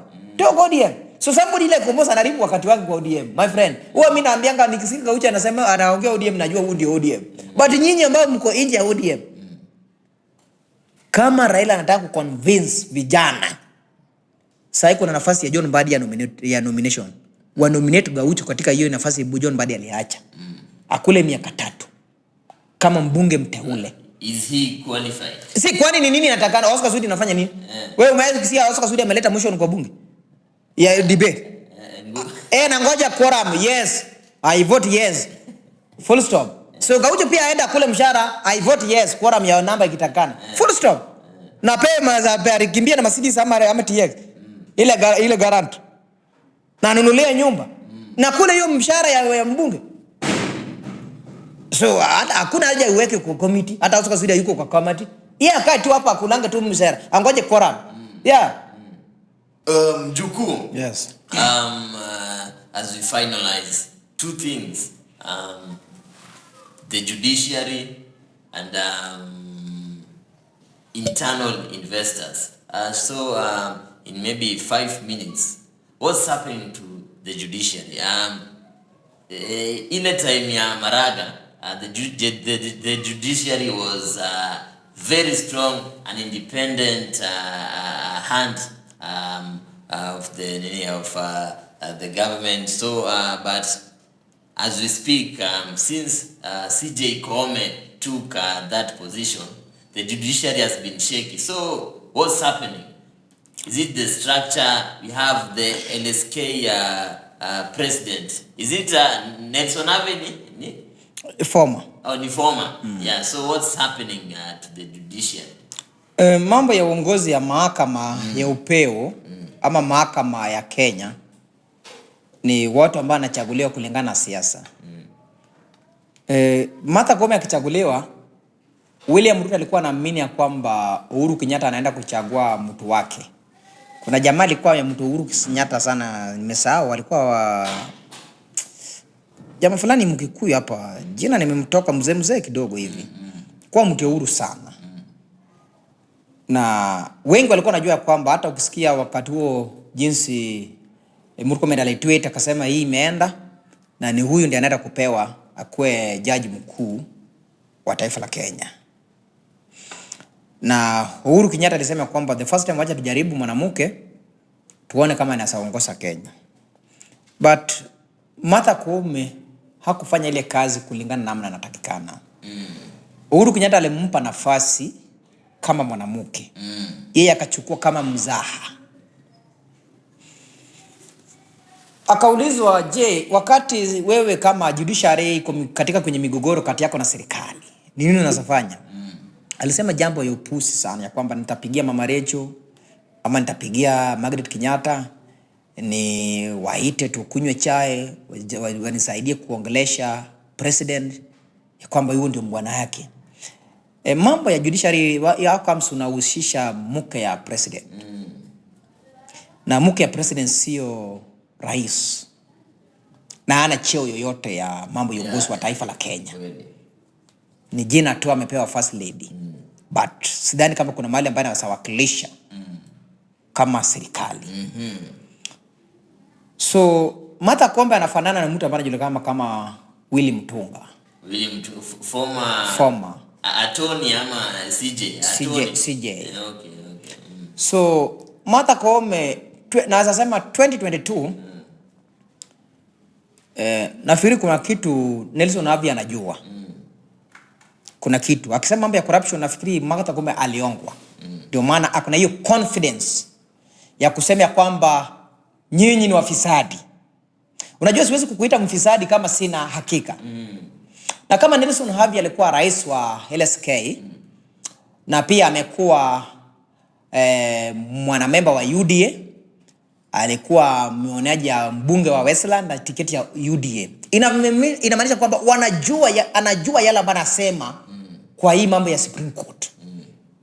So mimi pia nafeel kwamba Martha Koome aliongwa. Nafeel the same Nelson Havi anaongea. Nafeel tu hivyo. Kama Havi anazungumza na Havi alikuwa hapo kama rais. Na Havi pia amekuwa kama mwana UDA. Inamaanisha kuna kitu Havi anajua walifanya. So hawataki pia hii kitu ingojea hadi uchaguzi jayo. So tumalizane na hawa pia watoke ili tupange tena mambo yetu nyingine vile jinsi tutapata. So Martha Koome ni mtu ndiye amechafua jina ya mahakama yetu. Number 1, Martha Koome amechafua jina ya mahakama kwa sababu wakati ya housing levy ilipeleka kwenye mahakama ikatupilia mbali. Akaenda katika kwenye court of appeal, bado ikatupilia mbali. Ilipofika kwake akadhinisha. Inamaanisha kwamba is corrupt. Siwezi kuwa mdogo wako then kuwe tena na kufuatilia karibu then uniambie nyinyi hamjui kenye mnafanya. Mimi ndio najua. Inamaanisha something wrong somewhere. Uwezi kataliwa mambo ya housing levy na mahakama mbili then wewe kama baba yao ama mama yao unakubaliana nao. Inamaanisha ulihongwa. Ndio maana nasema Martha Koome haifai kukaa hapo. Kama mimi naongelea kwa kitu moja, housing levy pekee, wachana mambo ya matokeo uchaguzi, Nazungumza mambo ya housing levy. Alikubaliaje?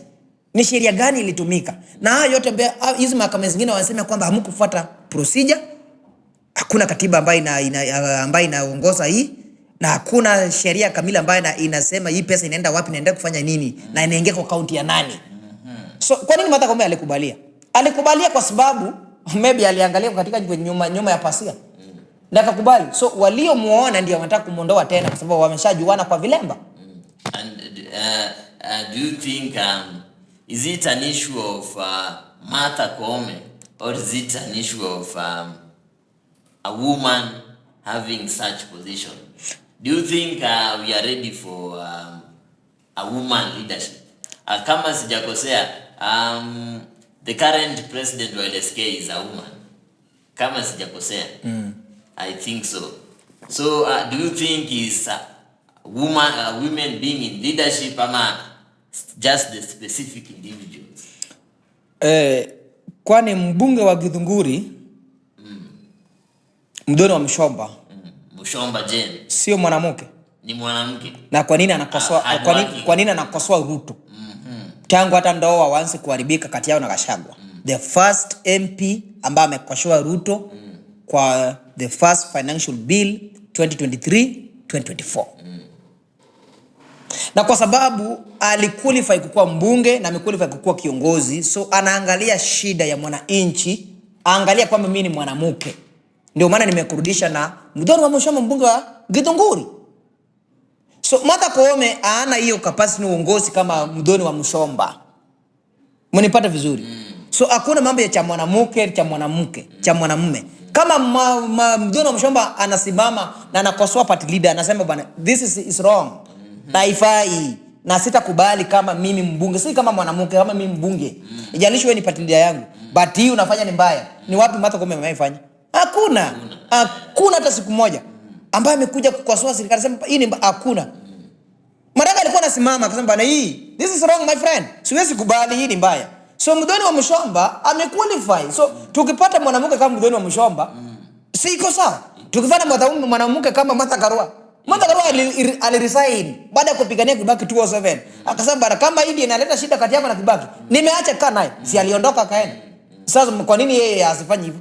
So Martha Koome yeye akilia analia kwa mimi na believe yale Nelson Havi anasema Martha Koome alipewa pesa na serikali ya Ruto. Ndio maana wanampiga, si mambo ya mwanamke. Ndio maana nimekurifa kwa Mdoni wa Mshomba. So kutuko na wanawake ambao wanafanya kazi. Na sahi mwanamke ambaye anafanya kazi mmoja ambaye anaaminika na wanawake na wanaume ni Mdoni wa Mshomba peke yake. Wengine wote ni yesa ama girlfriend ya chama ama flower girl ya chama. So hawana capacity, wengi wao hawana capacity. Ndio maana nimekutajia mwanamke ambaye anasungumuza shida ya mwananchi ambaye anawakilisha. Na the same huyu mwanamke ukienda Githunguri constituency utadhibitisha yale ambayo anasema na yale ambayo anafanya. Ni kitu kimoja. Si hata anasema mingi na ukienda kwa ground tofauti. Anafanya kwa ground na anasema hapa. So Martha Koome si mambo ya uongozi wa wanawake. Afai, yule mtu afai. Sometimes risk maisha. Simama na wananchi. Ndio wananchi wajue bana, kwa nini huyu mtu anatutetea? Lazima uko na reason unasema kwa nini huyu mtu anatutetea? So wewe negative report book yake ikiletwa kwa wananchi ni X kwa wananchi. Hakuna hata mahali wanaweka hakuna, ni X kila mahali wananchi wasema weka X. Something wrong somewhere. Ndio maana tunasema wakati akikarangwa wewe msikie mtu akimtetea. Si kila mtu anacheka tu. Kwa sababu hakuna kitu wananchi wanaona ndani yake. Maraga alisimama akamwambia Uhuru, hata kama utapea mahakama pesa, ndugu yangu kaa nayo, lakini hapa ukikuja utajua sheria kuna hapa. Na walikuwa wananyoroshwa na Jaji Odunga pia alikuwa hapa ni High Court. Alikuwa ananyorosha kweli. Akitoka kwa Odunga akikimbia Supreme Court inanyoroshwa. Ikabidi Odunga amishwe apelekwe Machakos. Kwa sababu mambo ilikuwa inaharibika.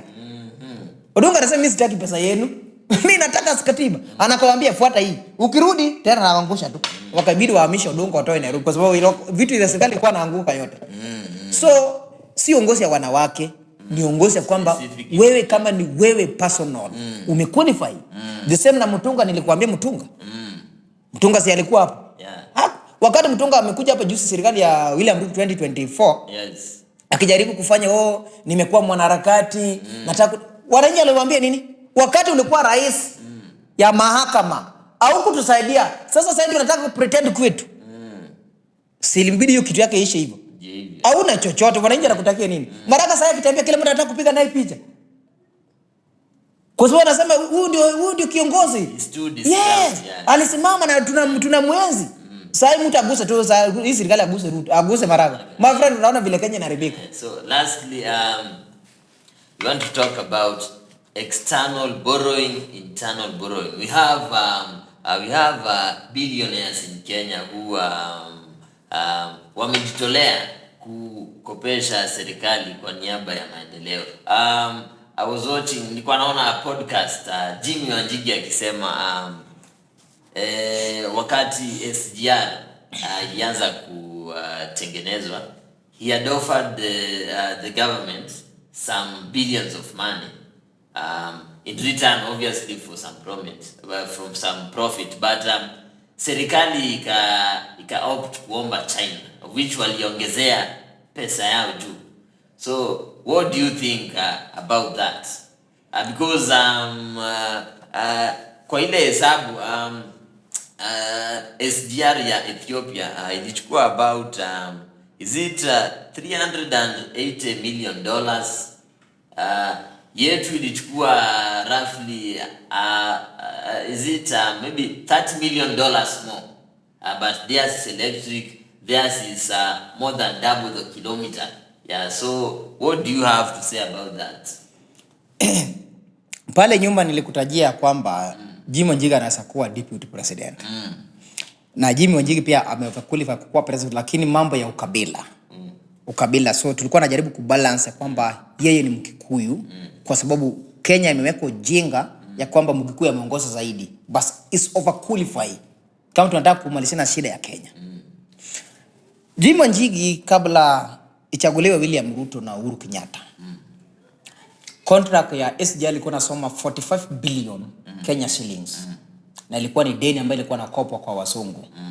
Na Kibaki alikuwa nakataa kwa sababu alikuwa anaona hii 45 billion ni pesa mingi.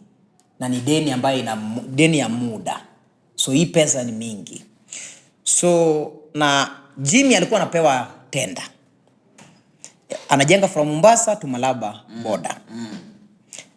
Na wakati Kibaki aliotolewa kwa regime, Jimmy akakuja na Uhuru Kenyatta na William Ruto. Na Jimmy wakaweka agreement ya kwamba government iliyotoka walikuwa na project E na project E. So kama mnasema mnataka kujenga SGR, mnipe kwa sababu mimi najua zile vitu tuliweka na mikakati na mahali inafaa kufika na standard ambayo inafaa kufika hii SGR. Uhuru ni nani na Ruto? Waiswahili wakapatana na njaa mwingi. Wakarosha Jimmy nje. SGR ilijengwa na 300 something billion Kenya shillings. Na Jimmy ilikuwa anataka kuweka almost 45 billion. So wakati Jimmy Wanjigi akisungumuza, Jimmy Wanjigi anajua shida ya Kenya mahali ilianzia na jinsi wanaweza kutatua tatizo la Kenya. Mheshimiwa Jimmy Wanjigi. So when Jimmy Wanjigi anazungumuza wakati ya economic revolution na mambo ya borrowing, anaelewa zaidi. Kwa sababu Jimmy mwana Wanjigi ni mfanya biashara na serikali, babake pia amefanya biashara na serikali na yeye pia amefanya biashara na serikali. Na kuna siku serikali imeamuka saa 12 wakaenda kwa milango ya Jimmy ya kwamba Jimmy tulikupea tenda na ukajenga vibaya na ukatuibia. Hakuna siku. Hakuna. Ndio maana Jimmy akufreeman kutembea na kufreeman kukosoa serikali. Na wakati anakosoa serikali zaidi, serikali huwa anakimbilia kumshika. Kwa sababu anajua yale ambayo anazungumuza. Jimmy akizungumuza na Raila azungumuza, Raila jui. Kalonzo akizungumuza, Kalonzo jui, yeye anafanya siasa. But Jimmy akizungumuza, serikali huwa anaogopa. Kwa sababu anajua huyu jamaa anajua chenye ilifanyika hapa, ukora yote na yale maovu ilifanyika. Kama tunataka kubadilisha taifa la Kenya, to accept Jimmy Wanjigi akuwe katika kwenye uongozi wa taifa la Kenya 2027. Na Jimmy Wanjigi anasema kwamba tuna deni. Na wao nakubaliana na Jimmy Wanjigi. Jimmy Wanjigi anasema kwamba ukipewa contract ya kujenga barabara na Chinese, nasema government mnalipa 10% katika kwenye hii kandarasi. Jimmy Wanjigi anasemanga hii tenda ikikamilisha ama ikikamilishwa na hii inchi, ile 10% imetosha kulipa hii deni. So wakati wana handover ujenzi ya barabara, inamaanisha hatuna deni ya Mchinese wala mzungu. Lakini kwa sababu wafisadi wana create shimo mahali ya kusema kwamba tuko na deni ya kitu fulani. So hatuna deni ya mzungu. Mimi wana believe Jimmy hatuna deni ya mzungu. Kwa sababu kwa nini Jimmy Wanjigi akishungumuza kidogo unaona analetwa Subaru? Ameletwa wanajeshi kwa nyumba yake. Kwa sababu gani? Anajua ya kwamba huyu jamaa anataka kutuanika. Jimmy Wanjigi ndiye alifanya Uhuru Kenyatta kuwa president. Jimmy Wanjigi amefanya Ruto kuwa president. So anajua hawa watu weakness yao na mali wanaibia Mkenya. So Kenya haina deni. Hii deni inakreatiwa na Uhuru, Raila, Ruto. So wakishikana wanasema tuko na debt ya 10 trillion. But hakuna. Ukiuliza Ruto, Mheshimiwa Rais ulisema kwamba uliingia kama hatuna deni, kama tuko na deni na pesa iko kwa hazina ya serikali. Je, umelipa ngapi since uingie president? Tumebakisha ngapi? Ana clue yoyote. Inamaanisha huyu mtu ni mwizi. Kama umepata hii glass iko hapo. Hii soda ilikuwa full na tumekunywa imebaki nusu. Inamaanisha kwamba soda ilikuwa imejaa, sasa iko nusu. Ukiuliza Ruto, tumekubali kwamba Uhuru Kenyatta na Raila Odinga walikuwa wameiba Kenya na wakakopa. Je, since uchaguliwe kama rais wa Jamhuri wa Kenya, deni ilisema ilikuwa 10 trillion? Yes sir. Mheshimiwa Rais, umelipa ngapi kabaki ngapi? Hapo anaanza kukua na gugumizi. Anaanza kukua stama. Hataki kujieleza ya kwamba nimelipa trilioni 2, imebaki trilioni ajui kwa sababu hakuna deni. Sawa, tupe tuangalie deni ngapi yenye tuko naye. Ajui. Umenipata? Napata. So hakuna deni Kenya. But tukiangalia outside the country, over almost all countries ziko na deni. Even the mightiest United States of America iko na deni. So why do you think Kenya haina deni? Deni ya Amerika, deni ya biashara. Na kwanza Amerika kwanza wako na deni ya China. Na ukifuatilia watakwambia biashara ambao wanafanya iko wazi. Watakwambia tunadaiwa na Chinese 100 billion US dollar. Umenipata? Na watakwambia kwamba kandarasi inasema hii biashara tulikuwa tumepea China na tunafanya na biashara hivi. But hii Kenya ukiambia kwamba iko aje? Haipo. Ilitumika aje?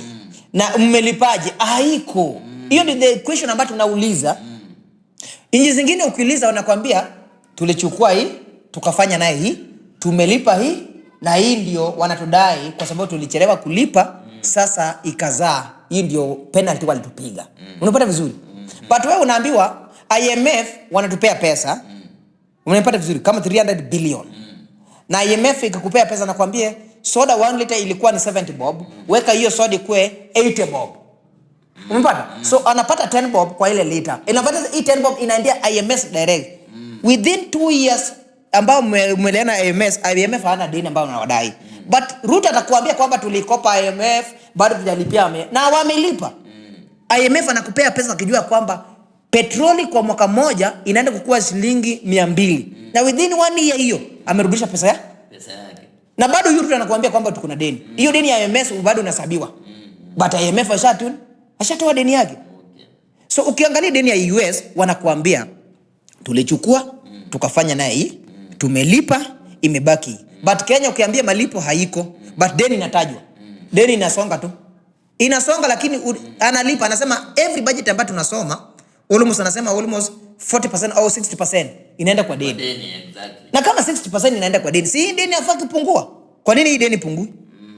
Kama 60% inaenda. So I believe ya kwamba Jim Wanjigi anajua shida ya Kenya. So Wakenya kama wanataka mageuzi, wa consider na waangalie Jim Wanjigi waite kwenye uongozi, waambie Mheshimiwa Jim Wanjigi, mkando na ukabila tusaidie.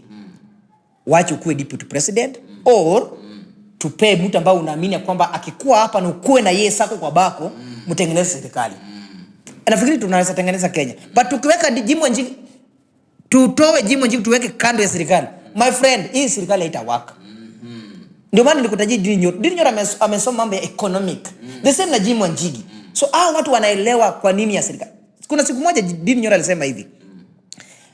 Haistahili mimi ndio nikuje niseme kwamba economy iko sawa. Mwananchi ni anafaa asikie kwa mfuko.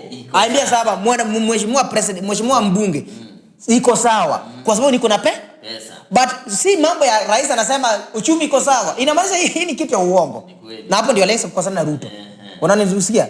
Kwa sababu yeye mwenyewe anajua, si yeye ni mfanyabiashara na amesomea mambo ya economy. So anaangalia budget yake mwezi kiisha, sijatengeneza profit. Inamaanisha uchumi inaanguka. Bado unapata loss. Ukipata loss kama ni mfanyabiashara inamaanisha hii kitu inaanguka.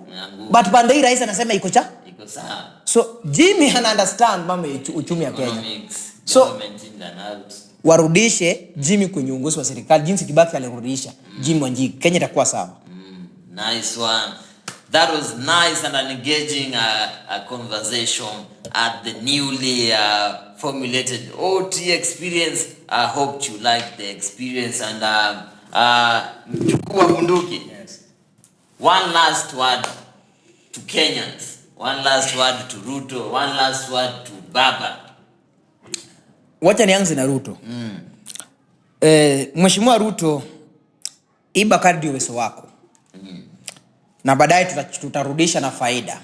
Kwa sababu ni kama tumekukopesha. Kula kadri uwezo wako kwa sababu unaenda nyumbani. Sioni namna yoyote ambayo Ruto atakwamilia mamlaka. Sioni.